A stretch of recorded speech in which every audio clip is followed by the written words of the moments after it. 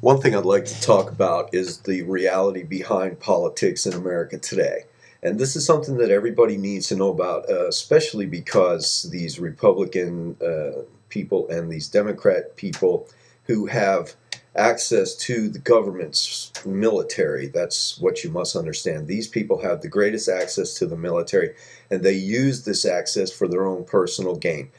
If a governor gets in, Jerry Brown talked about this, and many other governors are savvy to it, even though they won't admit it, or even the president. There's all kinds of checks and balances on their power, and they don't really have a lot of power when they're finished squabbling with their compatriots, the other politicians.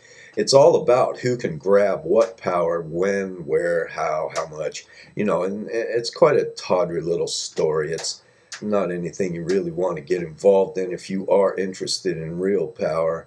The net is real power. You would probably be better off just reading along and doing your work on the net and reaching the millions of people around the world and not just in some little banana republic like the USSA. Anyway, these people go out of their way to harass the opposition, to harass political opponents, even to harass personal opponents once they gain power. And this is really the only power that they have. The black power, the power to hire and fire, to make someone's life miserable, to label them a terrorist or whatever, enemy of the state. I have firsthand knowledge and names and dates and places of some people that Bill Richardson hired out in New Mexico to harass people, to try to bury their identity. Now, out in New Mexico, that's very bad if they can substitute your identity, substitute you among people or anywhere. If you go off somewhere and move to a different locale, and the government doesn't like you, and they are and they are well practiced at this too because of witness protection program and stuff like that. They have people that are working in teams. Some are related to the Blackwater operations. I don't think they're even called Blackwater anymore. But, I mean, some of these guys have been recruited since high school. They were doing the dirty work on their friends. Basically what it is the snitch culture.